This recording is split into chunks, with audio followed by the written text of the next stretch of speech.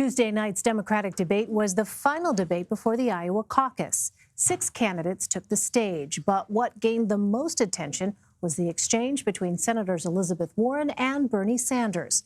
They addressed their growing feud following a report that Sanders had told Warren in a 2018 meeting that a woman could not win the presidency.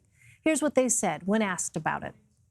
Senator Sanders, I do want to be clear here. You're saying that you never told Senator Warren that a woman could not win the election. That is correct. Senator Warren, what did you think when Senator Sanders told you a woman could not win the election? I disagreed.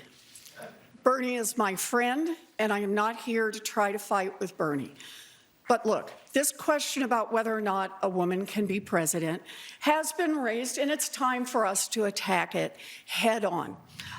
And I think the best way to talk about who can win is by looking at people's winning record. So, can a woman beat Donald Trump? Look at the men on this stage. Collectively, they have lost 10 elections. The only people on this stage who have won every single election that they've been in are the women, Amy and me. After the debate, Senator Warren also appeared to refuse a handshake from Senator Sanders. Here's what Sanders said when asked what they were talking about earlier. Well, what was this discussion about with you and Elizabeth Warren yesterday? Earlier, my colleague Tanya Rivero spoke to Zach Montellaro. He covers the 2020 campaign for Politico. She asked him whether this situation could hurt their campaigns. The New York Times reported that it was kind of Senator Warren expressing disagreement with how Sanders characterized the conversation. But this is one of those things that, I think both camps are very plainly trying to tamp down. There was a reason that this fight really didn't happen on the debate stage. Friends fight, and by all accounts, Bernie Sanders and Elizabeth Warren are in fact friends.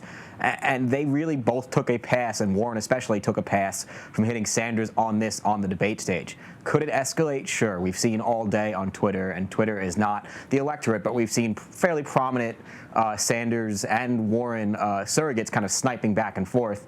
But right now, it looks like both camps are trying to push this away and not this be the defining message right before Iowa. So then in terms of Warren and Sanders supporters, how are they characterizing this? Well, it hasn't been particularly friendly online. Sanders supporters are upset with Warren. There was something this morning, a lot of them were tweeting snake emojis at her. Warren supporters are not happy with Sanders for allegedly saying what he said. But, you got to question how much this carries over to the actual electorate. I think some of us might get caught up, myself included, in Twitter a little bit too much. At this, the regular voters aren't on Twitter. Is this probably what people are talking about on the ground in Iowa or in New Hampshire? Probably not. Right. Very good point. Now, President Trump held a rally last night in Milwaukee where he addressed the Democratic debate and the recent feud between Warren and Sanders. Here's what he said about it. She said, right, that Bernie stated strongly that a woman can't win for president. A woman can win for president. Fortunately, that could happen. That could happen. Who knows? But she said that Bernie said a woman can't win. I don't believe that Bernie said that. I really don't. So, just know Bernie, it's not the kind of a thing he'd say.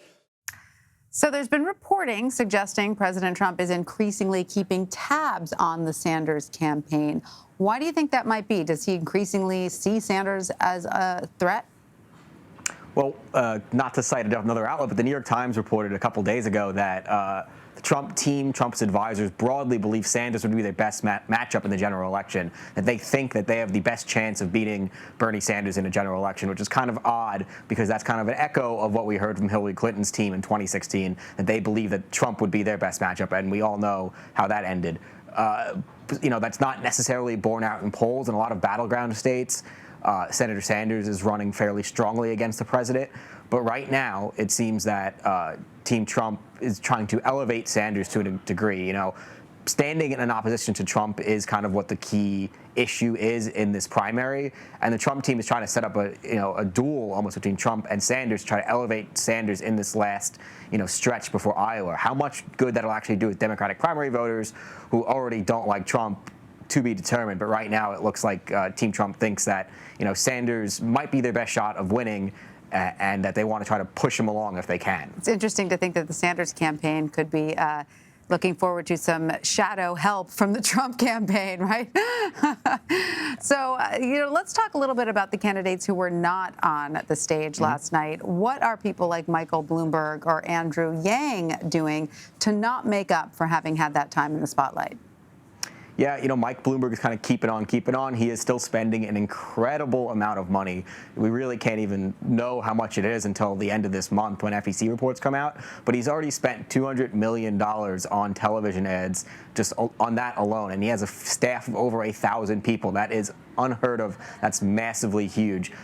Mike Bloomberg is not betting on winning over people in these debates. He thinks that his best strategy is to not compete in Iowa, not compete in New Hampshire or the other two early states, is to kind of be that monster in waiting, that behemoth in waiting come Super Tuesday. So for Bloomberg, he's getting his own message out how he wants to. No one can really challenge you when you're running a television ad. You're paying for what you want to say, and there's no candidate like Warren or Sanders or even Biden to try to poke at your record. And he's just kind of lying in wait. Someone like Andrew Yang, kind of a different story. This is the first debate that Andrew Yang missed, which is in and of itself quite remarkable, right? Who knew who Andrew Yang was before this cycle started? And he was, running towards the top of the pack. First debate he missed, and he spent this time in Iowa. His supporters were very loud online about how he needed to be on stage.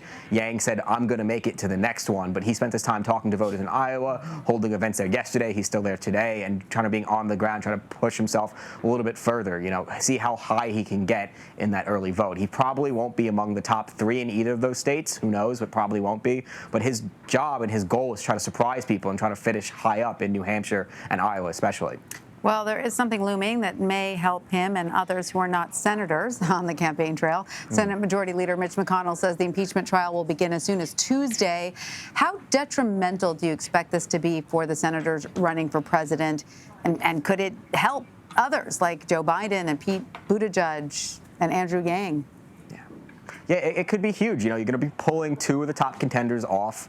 Elizabeth Warren, Bernie Sanders will be in Washington, as will Amy Klobuchar, who's trying to, mount a strong offense in Iowa, and Michael Bennet as well, too. Let's not forget that he's still running, who's trying to kind of pin his last hopes to New Hampshire, pulls him off the trail. And that, in, the run-up to Iowa, we're going to be less than 2 weeks away when the trial officially, formally starts on Tuesday.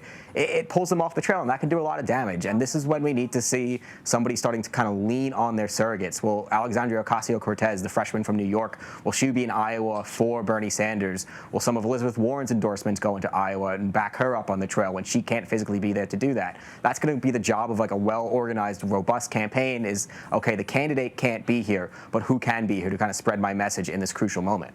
All right, Zach Montellaro, thank you so much for joining us. Thank you.